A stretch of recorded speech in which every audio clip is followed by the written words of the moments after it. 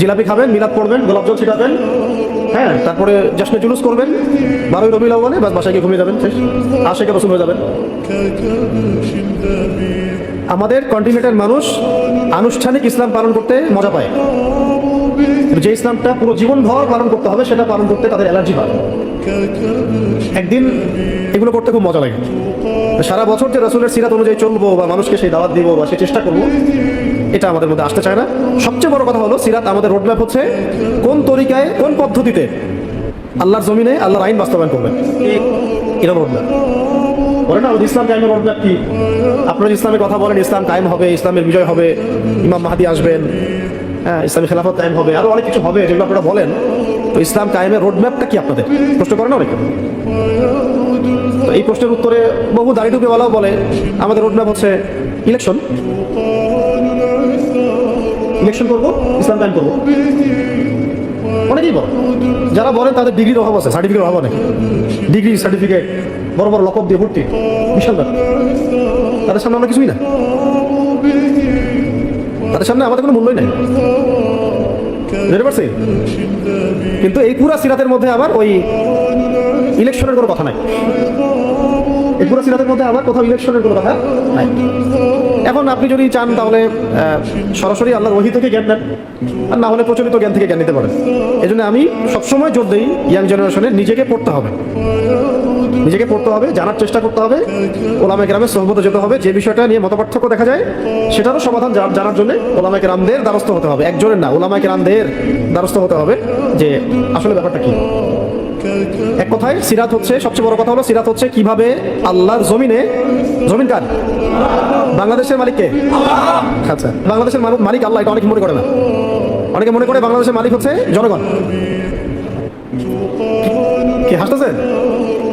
বহু মানুষ মনে করে যে বাংলাদেশের মালিক হচ্ছে জনগণ, জনগণ যেটা ভালো বলবে সেটাই ভালো, জনগণ যেটা খারাপ বলবে সেটাই খারাপ, জনগণের রায়ে যা তাই হবে। কিসের আল্লাহর আইন? ফেলা হবে সব। খালি এভাবে বলতে পারে না, আমি যেভাবে বললাম এভাবে খালি বলতে পারে না, মনে এটাই বলে রাখো তোমার আল্লাহর আইন, ভালো হবে সব, আমরাই সব। নাউজুবিল্লাহ, আল্লাহ পাকের শাস্তি যে ঝুলতেছে খালি, আর শাস্তির মধ্যে আসি আমরা অলরেডি। শাস্তি মানে তো শুধু আসমান থেকে একটা আদসামুদ জাতির মতো একটা শব্দ আসবে, সব ধ্বংস হয়ে যাবে, এটাই তো শাস্তি না, আরো কত শাস্তি আছে। আমাদের অভ্যন্তরীণ যে ইখতিলাফ, মারামারি, অভ্যন্তরীণ রাহাজানি, এই যে লুটপাট, এই কারাপশন, পণ্যের দাম, আমার জীবনযাত্রার মান, ধর্ষণ, খুন, গুম, সব এগুলো আযাব, ফিতনা, ফাসাদ, যাহারাল ফাসাদু ফিল বাররি ওয়াল বাহরি বিমা কাসাবাত আইদিন নাস।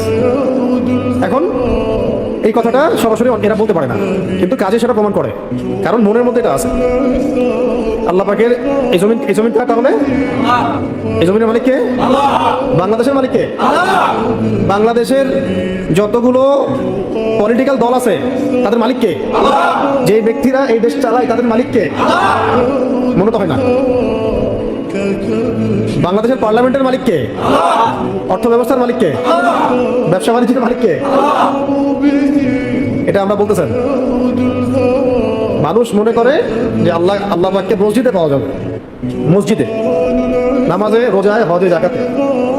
বাইরে গেলেই, মসজিদ থেকে বাইরে গেলেই সে একাই সবকিছু।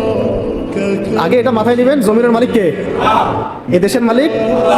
এই দেশের মালিক যদি আল্লাহ পাক হন, তাহলে এই দেশের মধ্যে কার বিধান চলা উচিত ছিল? তাহলে আদৌ কি আমরা মানি যে দেশের মালিক আল্লাহ? এগুলো গজামিল বুঝ অন্যদেরকে দেওয়া যাবে, আমাদেরকে দেওয়া যাবে না। এই বিশ্বের মোড়ল যারা, তারা হলো কাফের, ওরা আল্লাহকে মানে না, ওরা বিশ্বাসই করে না যে আল্লাহ বলে কেউ আছে। আর যদি বিশ্বাস করেও, তারা মনে করে তাদের আল্লাহ সন্তান জন্ম দিয়েছেন। এই বিশ্বটা চালায় এখন কারা? মানে রাজনৈতিক কথা বলছে জায়নিস্টরা, জাতিসংঘ, বেশিরভাগ দেশ খ্রিস্টান, নাসারা, ইহুদি, মুশরিক, বৌদ্ধ, এরাই তো।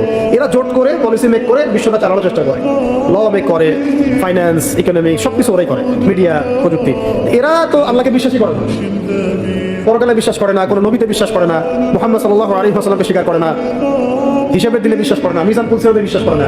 এরা তো ওদের মতো করেই বিশ্ব চালাবে, কুফরি দিয়ে, শিরিক দিয়ে, আল্লাহদ্রোহী সংবিধান দিয়ে। মুসলমানরা যখন ওদের কাছে গিয়ে ধর্ণা দেওয়া শুরু করেছে, মুসলমানরাও ওদের আদলেই তাদের দেশ চালানো শুরু করে। তাদের যে দর্শনগুলো সেগুলো ওদের কাছ থেকে ধার করে নিয়ে আসছে, নিয়ে এসে ওই দর্শন দিয়েই দেশ চালায়, অর্থনীতি চালায়, ওই মুসলমানদেরকে শাসন করে এই ওদের আদর্শে দীক্ষিত মানুষ।